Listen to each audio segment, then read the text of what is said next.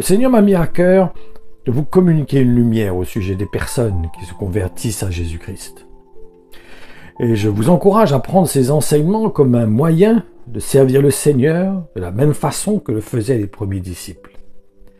Car si nous avons vraiment à cœur d'œuvrer pour permettre à des personnes de rencontrer le Christ, en étant animés de ce désir qu'ils puissent acquérir le salut, il faut pour cela qu'ils passent premièrement par la porte, qui consiste à placer sa confiance en Jésus en tant que Christ.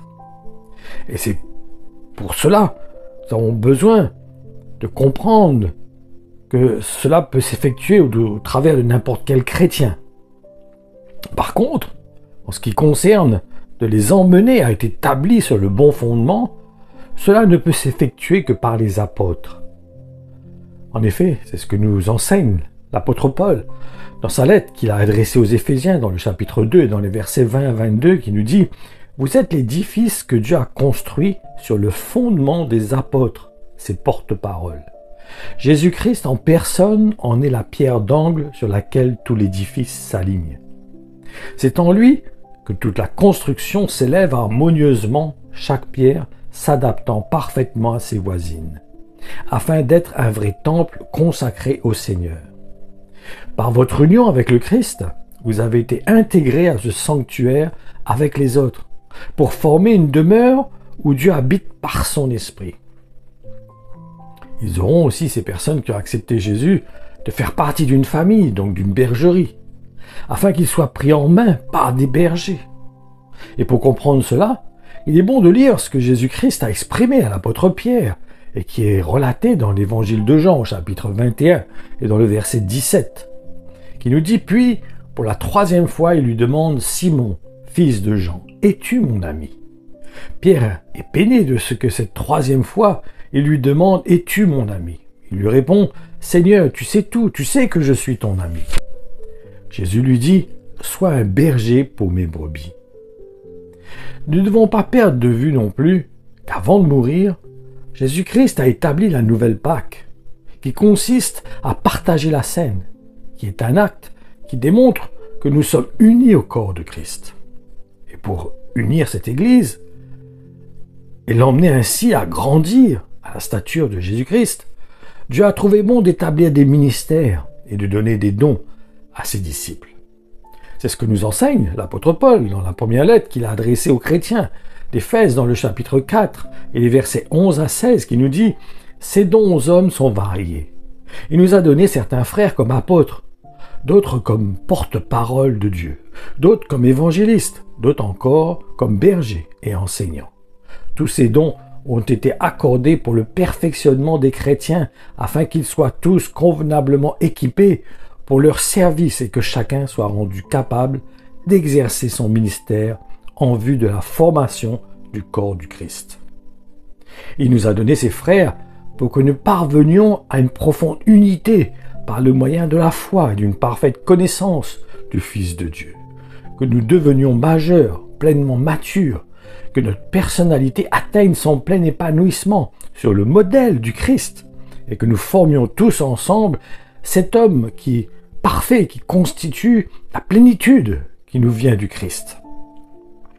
Car il ne faut pas que nous restions toujours de petits enfants, ressemblant à ces esquifs ballottés par les flots et entraînés çà et là par chaque coup de vent, c'est-à-dire chaque doctrine en vogue. Ne soyons pas à la merci d'hommes instables et sans scrupules, qui par leur art de présenter leur invention mensongère, cherchent à entraîner les autres dans les séductions de l'erreur. Non, Dieu veut que nous maintenions fidèlement la vérité dans l'amour et que nous la prêchions par toute notre vie. Ainsi, nous entrerons dans une communion toujours plus intime avec celui qui est la tête de l'Église, le Christ vivant. Nous grandirons vers lui, à tous égards, jusqu'à ce que nous ayons pleinement atteint sa mesure. Car c'est de la tête que tout le corps tire cohésion et unité. C'est en restant dans sa dépendance que l'ensemble, bien lié et coordonné, grâce aux différents muscles et ligaments, forme une structure harmonieuse, à condition que chaque organe remplisse son office suivant la fonction qui lui a été assignée et selon les forces et capacités qui lui ont été données pour suffire à ses besoins. De cette manière, en assurant l'activité attribuée à chaque partie, tous les membres contribuent ensemble dans un esprit d'amour à la croissance organique du corps qui s'élève comme un édifice. Et lorsque nous regardons l'Église primitive, nous pouvons constater qu'elle était constituée de différents ministères. Il y avait aussi des dons qui étaient donnés à certains chrétiens.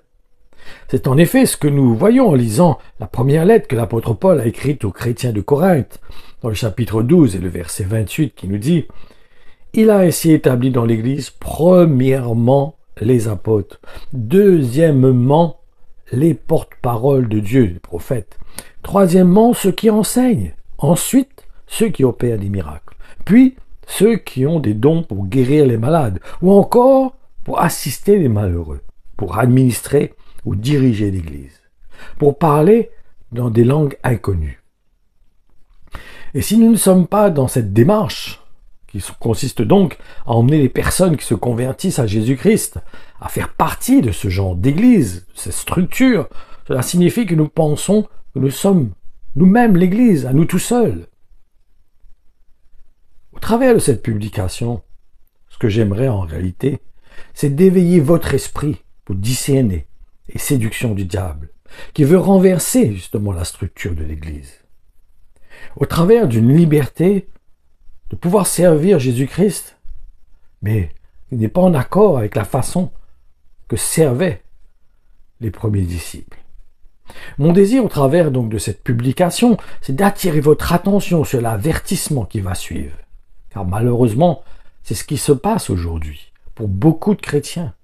Ils veulent vraiment servir le Seigneur, mais ils le font dans un esprit d'indépendance. Leur intention est louable, mais nous avons absolument besoin de comprendre ce qui a motivé Dieu en envoyant son Fils mourir sur la croix, qui était de former son Église. Entre parenthèses, il faut être lucide. Cela ne peut pas s'effectuer au travers d'Internet. On peut avoir certains enrichissements, certaines paroles, certaines choses qui peuvent nous être communiquées. Mais faisons attention, c'est une épée à double tranchant. Elle peut aussi bien, c'est pas une épée qui est adaptée, si elle n'est pas dans les mains de la personne qui a l'onction pour cela. Elle peut blesser au lieu de séparer. Elle peut emmener le trouble au lieu de construire. Parce que si cette épée n'est pas dans les mains de la personne qui a l'onction nécessaire pour communiquer cette parole, il peut détruire au lieu de construire. Et maintenant, je veux vous encourager à considérer l'avertissement qui a été communiqué par Jésus et qui nous est relaté par l'apôtre Matthieu dans son évangile, au chapitre 23 et dans les versets 15 et 16. Il nous dit « Malheur à vous, scribes et pharisiens hypocrites. Vous parcourez terre et mer pour amener ne serait-ce qu'un seul étranger à votre religion. Et quand vous l'avez gagné, vous le rendez pire que vous. Et vous lui faites mériter l'enfer 2 fois plus que vous. Malheur à vous. Vous voulez montrer le chemin aux autres et vous êtes vous-même aveugle. Vous dites par exemple, si quelqu'un jure par le temple, il n'est pas tenu par son serment. Mais s'il jure par l'or du temple, il doit tenir ce qu'il a promis. Faisons attention que par une mauvaise compréhension, en étant séduits par le diable, nous pensions être capables de pouvoir communiquer certains enseignements, pouvoir prendre soin de certaines personnes, d'évangéliser certaines personnes, de nous croire qu'on est capable d'emmener les personnes sur le fondement de Jésus-Christ et de construire les nouveaux convertis de la bonne manière, sur une bonne structure, sur une bonne doctrine, alors que nous avons été séduits nous-mêmes. Ma conclusion, si nous aimons réellement le Seigneur, nous allons nous appliquer à suivre les enseignements qu'il a communiqués au travers des apôtres. Et nous serons sur nos gardes pour ne pas tomber dans les séductions du diable, comme lorsqu'il a essayé de séduire Jésus-Christ. Nous ne devons pas ignorer les desseins du malin. Nous ne devons pas ignorer ses ruses, qui veut détruire cette structure de l'Église, qui veut annihiler la manière que ces choses sont établies. C'est comme si demain vous roulez avec votre voiture, que vous trouviez plus juste vous donnez le droit de passer au feu rouge pour une raison ou pour une autre, parce que vous êtes pressé, ou vous avez besoin d'aller aider quelqu'un, et que vous vous trouvez juste pour vous de pouvoir brûler un feu rouge, ben le policier qui va vous arrêter, il ne voudra rien savoir. Il va vous mettre un PV, point final. Vous pourriez lui dire ce que vous voudrez, toutes les excuses du monde, mais il vous mettra votre PV. Donc comprenons qu'il y a une grâce, Dieu est grâce, mais il y a aussi un jugement qui s'établit, qui va s'exercer sur ceux qui n'ont pas respecté la parole de Dieu. Donc il y a une crainte qui a besoin de saisir nos cœurs, un respect vis-à-vis de l'Évangile, vis-à-vis de la manière que Dieu a établi son Église. Nous devons vraiment comprendre que si Christ est mort sur la croix, c'est pour former son Église. Et pas une Église biscornue, que chaque membre est dans son coin, chacun fait ce qu'il veut à sa manière, à sa guise, pensant qu'il est uni, mais une drôle d'unité, ça, c'est une unité, c'est comme si mon bras se détache de moi, qui fait son œuvre, et puis qui croit que lui, il fait le travail, qu'il travaille, lui. Non, bon, c'est comme un travail d'équipe, hein. Moi, j'ai travaillé dans un hôpital, dans un bloc opératoire, c'était un travail d'équipe. Chacun avait sa place, mais dans le même but, en cohésion avec tous. On n'avançait pas plus vite et on ne ralentissait pas non plus. Parce que si je ralentissais tout le monde. Si j'allais trop vite, je gênais tout le monde. Donc il y avait une symbiose qui a besoin d'être effectuée entre chaque équipe, chaque personne, pour que le travail puisse être fait en coordination et que ça soit bien fait.